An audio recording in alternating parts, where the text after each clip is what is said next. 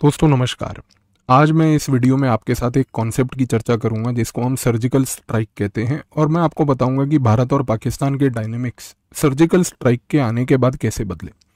दोस्तों, भारत हमेशा से पाकिस्तान के क्रॉस बॉर्डर टेररिज्म को लेकर डिफेंसिव मोड में रहता था। डिफेंसिव मोड का मतलब ये है कि हम अपने आप को प्रोटेक्ट करने की कोशिश करते थे, और इसकी वजह से जब भी पाकिस्तान का मन करता था वो हम पे आक्रमण करता था। वो आक्रमण करके डायनेमिक्स को अपने तरीके से कंट्रोल करता था और भारत को कमजोर करने की कोशिश करता था।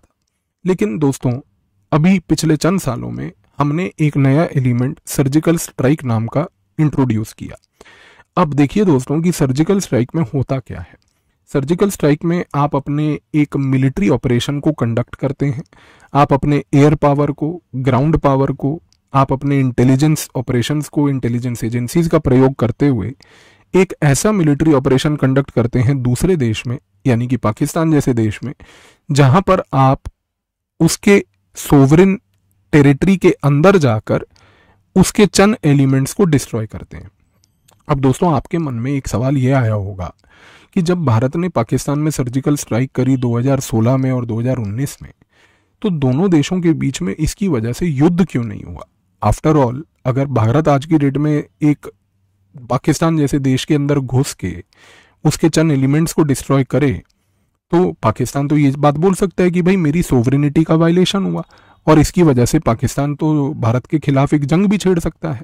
दोस्तों, फर्क समझिए कि एक वॉर में और एक सर्जिकल स्ट्राइक में अंतर क्या होता है। वॉर में दोस्तों आप दूसरे देश की सोवरेनिटी वायलेट करते हो, उसके सिविलियन और मिलिट्री इंफ्रास्ट्रक्चर को अटैक करते हो। दोस्तों, 1947-48 में, 1965 में, 1971 में, ये तीनों जंग जब हुई भारत और पाकिस्तान के बीच, पाकिस्तान ने हमारी सोवरेनिटी तीनों बार वायलेट करी। तीनों बार भारत ने पाकिस्तान के ऊपर एक वॉर डिक्लेयर करी, क्योंकि उन्होंने हमारे सिविलियन और मिलिट्री इंफ्रास्ट्रक्चर के ऊपर अटैक किया। लेकिन अब यहां पर फर्क सर्जिकल स्ट्राइक में क्या है। दोस्तों, सर्जिकल स्ट्राइक में सबसे बड़ा फर्क ये है कि जब एक सर्जिकल स्ट्राइक ऑपरेशन होता है तो यहां पर, जैसा मैंने आपको बोला, कि मिलिट्री का प्रयोग किया जाता है, सोवरेनिटी दूसरे देश की क्रॉस की जाती है। लेकिन जब आप दूसरे देश के अंदर जाते हो तो वहां पर उसके सिविलियन या मिलिट्री इंफ्रास्ट्रक्चर को टारगेट नहीं करते, बल्कि आप उसके टेररिस्ट लॉन्च पैड को डिस्ट्रॉय करके आते हो।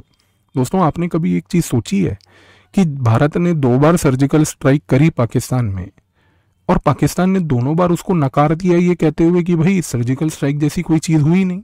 हाँ, वो अलग बात है जाहिर सी कि भाई भारत में कई लोग ऐसे थे और हमारी कई पॉलिटिकल पार्टीज और नेता ऐसे हैं जो पाकिस्तान से फंडिंग लेते हैं और पाकिस्तान के पेरोल पे चलते हैं, जिन्होंने भी पाकिस्तान का एजेंडा चलाते हुए ये बातें बोली कि भाई सर्जिकल स्ट्राइक नहीं हुई है, हमें प्रूफ दीजिए।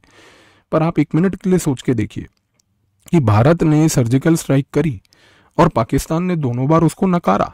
समझिए, हम अगर सर्जिकल स्ट्राइक करते हैं पाकिस्तान में, तो जाहिर सी बात है कि हम अपने मिलिट्री एसेट्स का प्रयोग करते हैं, इंटेलिजेंस एजेंसीज का प्रयोग करते हैं, एयर एसेट्स का प्रयोग करते हैं, हेलीकॉप्टर्स होते हैं, मिलिट्री एयरक्राफ्ट्स होते हैं, साथ ही में हमारी ट्रूप्स होती हैं, स्पेशल फोर्सेस की जो ट्रेन्ड ट्रूप्स होती हैं, हम लोग रेडार्स का प्रयोग करते हैं, सैटेलाइट्स का प्रयोग करते हैं। ये सारी चीजें करने के बाद दोस्तों, जब हम एक सर्जिकल स्ट्राइक करते हैं पाकिस्तान में, तो हम जाकर लश्कर ए तैयबा या जैश ए मोहम्मद जैसे आतंकवादी संगठन जिसको पाकिस्तान ने पनाह दे रखी है, हम उनके लॉन्च पैड्स को, उनके एसेट्स को डिस्ट्रॉय करते हैं। जब आप उनके एसेट्स या लॉन्च पैड को डिस्ट्रॉय करोगे तो आप सोचिए कि पाकिस्तान इस चीज को एक्सेप्ट कैसे करेगा। अब आप समझ रहे होंगे कि जब भी भारत ने सर्जिकल स्ट्राइक करी, पाकिस्तान ने उसको नकारा क्यों। दोस्तों, यही एक डिफरेंस हमने पाकिस्तान और भारत के रिश्तों में एक नया एलिमेंट इंट्रोड्यूस करके ये नया डायनेमिक ले आए हैं। ये डायनेमिक अब ऐसा है कि अब जो सेंटर ऑफ ग्रेविटी है वो हमारी ओर शिफ्ट हो गई है। अब पाकिस्तान अगर अपने मन से कभी भारत के खिलाफ कोई टेररिस्ट एक्टिविटी करता है, तो पाकिस्तान को अब ये बात समझ आ चुकी है कि भारत उसको हल्का नहीं लेगा। भारत अपने समय पे, अपने टाइम पे हमारे साथ बदला लेगा उसका। लेकिन ब्यूटी क्या है दोस्तों, हम जब बदला ले रहे हैं तो हम उस समय पाकिस्तान की आर्मी, उसके मिलिट्री इंफ्रास्ट्रक्चर, उसके सिविलियन इंफ्रास्ट्रक्चर को हार्म नहीं कर रहे, हम उसके वो टेररिस्ट लॉन्च पैड को अटैक कर रहे हैं जिसकी वजह से पाकिस्तान ने हम पे अटैक करने की कोशिश की थी। तो जाहिर सी बात है सर्जिकल स्ट्राइक होगी, पाकिस्तान नकारेगा, बोलेगा कि हमारे यहाँ सर्जिकल स्ट्राइक हुई ही नहीं। क्योंकि अगर पाकिस्तान ने ये चीज़ एक्सेप्ट करी कि हाँ सर्जिकल स्ट्राइक भारत ने की है, तो इंडिया पूरे वर्ल्ड में जाके ये बात बोलेगा कि भाई हमने सर्जिकल स्ट्राइक इनके टेररिस्ट लॉन्च पैड को डिस्ट्रॉय करने के लिए की है, और पाकिस्तान का पूरा एजेंडा वहां पर वर्ल्ड के सामने एक्सपोज हो जाएगा कि ये टेररिस्ट को पनाह देते हैं। तो अब आपको ये चीज़ समझ आ रही होगी कि जब भी सर्जिकल स्ट्राइक होगी हम पाकिस्तान को हिट भी करेंगे, जब भी सर्जिकल स्ट्राइक होगी पाकिस्तान को एक ऐसी गंभीर परिस्थिति में ला के खड़ा कर देंगे कि पाकिस्तान जो है उसको एक्सेप्ट ही नहीं कर पाएगा और ना ही रिजेक्ट कर पाएगा, क्योंकि पाकिस्तान को ये चीज़ समझ आ जाएगी कि मैंने उसको एक्सेप्ट किया तो भारत ये चीज़ बोलेगा पूरे वर्ल्ड में कि मेरे टेररिस्ट इंफ्रास्ट्रक्चर्स जो थे जिनको मैं पनाह दे रहा था मैंने उसी को डिस्ट्रॉय किया। इससे भारत को एक एमुनेशन मिल जाएगा कि पाकिस्तान एक टेररिस्ट स्टेट है और उसको प्रूव करने में और आसानी होगी विद प्रूफ। और दूसरी बात, अगर उसने रिजेक्ट किया तो उसकी रिजेक्शन को कोई मानेगा नहीं, क्योंकि भारत ने वो ऑपरेशन करके टेररिस्ट लॉन्च पैड को तो डिस्ट्रॉय किया।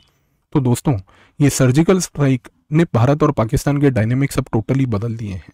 तो आज की डेट में पाकिस्तान किसी भी प्रकार के टेररिस्ट संगठन का प्रयोग करके अगर भारत के खिलाफ कभी आक्रमण करने की कोशिश करे तो उसको ये बात पता है कि लॉन्ग रन में उसको जवाब भी मिलेगा, और वो जवाब भी ऐसा मिलेगा जिसकी वजह से उसकी इज्जत भी पूरी की पूरी मिट्टी में मिल जाएगी। तो आई होप दोस्तों सर्जिकल स्ट्राइक का ये कॉन्सेप्ट आपको समझ आया, और आपको अब ये भी समझ आया कि सर्जिकल स्ट्राइक पाकिस्तान नकारता क्यों है। तो ये चीज़ को ज़रूर याद रखिएगा दोस्तों। 2022 में अनअकैडमी से हमारे यहाँ पर हर 3 में से 1 सिलेक्शन अपना ही बच्चे का हुआ। साथ ही में दोस्तों अभी जून एक्सटेंशन ऑफर आ गया है जिसमें 12 महीने 18 महीने की सब्सक्रिप्शन पे आपको 4 या 6 महीने का एक्सटेंशन मिल रहा है। और दोस्तों PAVIS कोड प्रयोग करेंगे तो आपको इसका एक्सेस मिलेगा। दोस्तों अभी अनअकैडमी UPSC एक प्रॉमिस भी दे रहा है आपको, तो PAVIS कोड से आप इसको भी एक्सेस कर सकते हैं 2 साल के सब्सक्रिप्शन लेने पे। मेंस का क्वालिटी एनरिचमेंट प्रोग्राम चालू है, 16 sectional test 4 full length test वाला। PAVIS कोड से आप इसको ज्वाइन कीजिए, 18 जून से स्टार्ट हो गया है। साथ ही में दोस्तों इंग्लिश वाला एक ऑल स्टार बैच ये स्टार्ट हुआ है, और हिंदी वाला एक लक्ष्य बैच स्टार्ट हुआ है 2024 के विद्यार्थियों के लिए। तो PAVIS कोड प्रयोग करके इन दोनों बैचेस को ज्वाइन कीजिए। किसी प्रकार की फाइनेंशियल असिस्टेंस की ज़रूरत हो दिए गए नंबर पे आप कॉल कीजिए, हमारी टीम आपको हेल्प करेगी। और दोस्तों ये हमारे अभी ऑप्शनल्स हैं जो इंग्लिश, हिंदी और बाइलिंगुअल लैंग्वेजेस में हैं, जिनको PAVIS कोड ज्वाइन करके आप इनकी लाइव क्लासेस टेस्ट का एक्सेस ले सकते हैं। और किसी प्रकार की ऑफलाइन में अगर आप प्रिपरेशन के लिए दिल्ली आएँ तो हमारे ऑफलाइन सेंटर पे PAVIS कोड यूज़ करके 26 जून का जो आने वाला बैच उसको ज्वाइन कीजिए, 25% का आपको डिस्काउंट मिलेगा। Thank you.